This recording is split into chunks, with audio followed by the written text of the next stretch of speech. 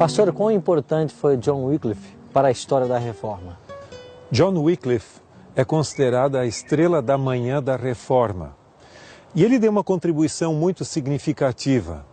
Ele era uma pessoa de índole acadêmica, estudou na Universidade de Oxford, onde obteve o seu doutorado, e além disso ele foi professor daquela universidade e reitor ou ministro, no caso, um clérigo, em vários lugares diferentes.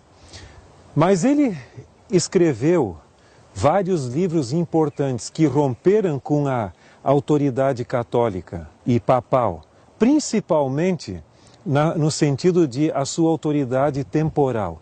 Ele cria que o catolicismo, a igreja deveria se envolver com questões espirituais, eclesiásticas, mas não temporais e governamentais. E ele via essas ideias como completamente incompatíveis com os ensinos de Cristo e dos apóstolos. Além disso, ele foi o primeiro tradutor da Bíblia à língua inglesa. E as suas ideias circularam não apenas na Inglaterra, mas tiveram influência em outros lugares e acabaram também influenciando a outros pré-reformadores.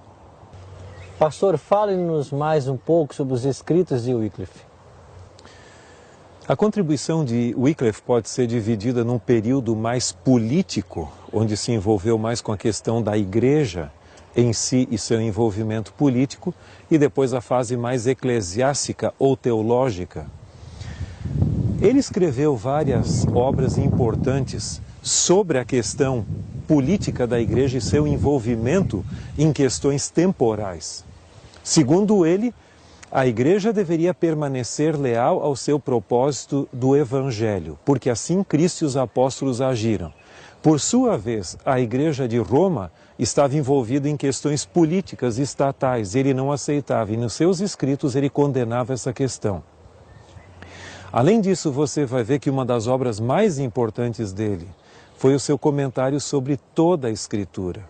Também ele escreveu uma suma teológica, assim dizendo, onde ele expressa suas ideias do domínio temporal da igreja. Então, vários escritos dele tratavam especificamente da questão do perfil político temporal que a igreja de Roma assumia, que segundo ele não era bíblico. Além disso, além de atacar a hierarquia católica, Wycliffe também enaltecia a autoridade das Escrituras acima do Papa. Isso incomodava definitivamente a Igreja Católica, a Igreja Romana.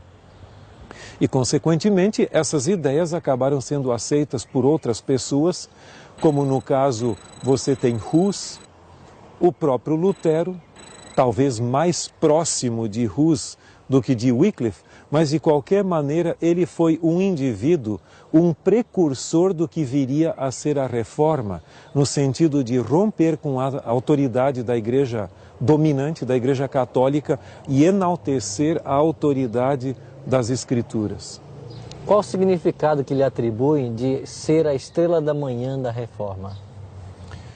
Isso se deve em grande parte porque ele antecipou essas ideias. Em outras palavras, aqui na Inglaterra havia alguém antes da grande reforma do 16º século que já tinha ideias semelhantes. Ele não chegou a enaltecer a justificação pela fé como Lutero e outros pontos, mas ele rompeu até mesmo com a teoria da transubstanciação, a ideia de que o sacerdote, na hora que ele diz esse é meu corpo e esse é meu sangue, que o pão e o vinho se transformam literalmente no corpo e no sangue de Cristo, e ali ocorre uma repetição do sacrifício de Cristo. Wycliffe escreveu diretamente contra essa teoria. Então, nesse sentido, ele foi um precursor de muitas ideias que amadureceriam posteriormente.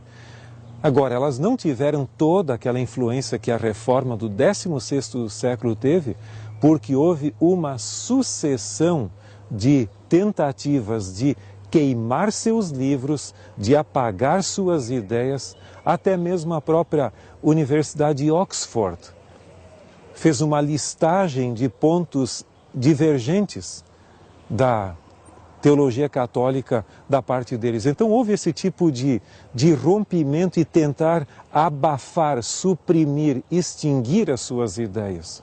Mas de qualquer maneira, em certo sentido, as ideias prevaleceram. Qual foi o fim que teve esse homem de Deus? Ele teve um dos fins mais trágicos, não em vida, mas depois de sua morte. Em realidade, quando ele assistia aqui em Luther Ward a uma missa no dia 28 de dezembro de 1384, ele teve um ataque. E naquela ocasião, ele ficou com problema de saúde. E 3 dias depois, ele acabou falecendo calmamente, sendo sepultado aqui nessa cidade, junto à sua igreja, de onde ele também era o pároco. Mas sucessivas decisões eclesiásticas de Roma condenavam as suas ideias e os seus escritos. E no mesmo concílio de Constança, que condenou a Hus e Jerônimo, também ele foi condenado póstumamente. E por decisão do Papa Martim V, os seus ossos foram desenterrados no dia 25 de março de 1428, foram queimados e então jogadas as cinzas no rio Swift, aqui próximo.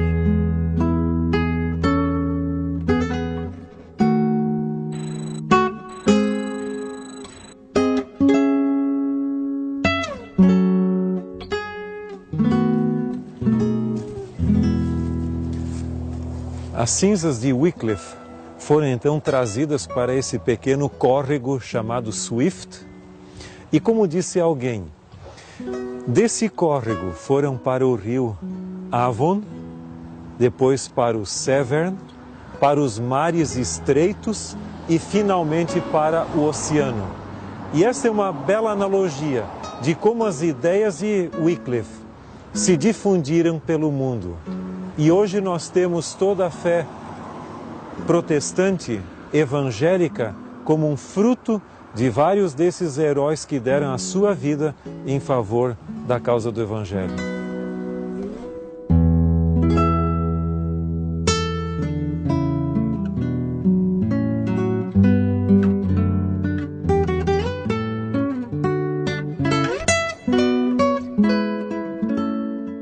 Pastor Tim, que características dos pré-reformadores nós deveríamos imitar hoje em nossa vida? Eu creio que existem pelo menos 2 características que são fundamentais para nós hoje. Em primeiro lugar, a lealdade incondicional a Cristo e a sua palavra. Eles tinham uma convicção em relação com a verdade bíblica, a ponto de preferirem depor a sua própria vida sob o altar do sacrifício como mártires, a abdicar de sua lealdade à palavra de Deus. Esse é um ponto fundamental. Nós vivemos hoje num mundo chamado de pós-moderno, onde a verdade não é mais uma verdade absoluta. Não existem verdades normativas. Normalmente o que é verdade para mim pode ser não verdade para você ou para outra pessoa. Então o mundo hoje é ecumênico, pluralista e relativista. E eles tinham uma convicção, assim como Deus é um só, a sua verdade é uma só. E ela não é passível de adaptação como nós queremos. Um outro ponto fundamental, que eu diria um segundo ponto, há um texto bíblico que o fundamenta de maneira maravilhosa. E nós o encontramos em Atos capítulo 20, o verso 24. Aqui é o discurso de Paulo, quando ele estava em Mileto, falando aos presbíteros da igreja de Éfeso. E em Atos capítulo 20 e 24, ele diz claramente: porém, em nada considero a vida preciosa para mim mesmo, contanto que complete a minha carreira e o ministério que recebi do Senhor Jesus para testemunhar o evangelho da graça de Deus. Para eles, a verdade era mais preciosa do que a própria existência. Isso se chama convicção. Eu creio que o que mais necessitamos hoje, como cristianismo,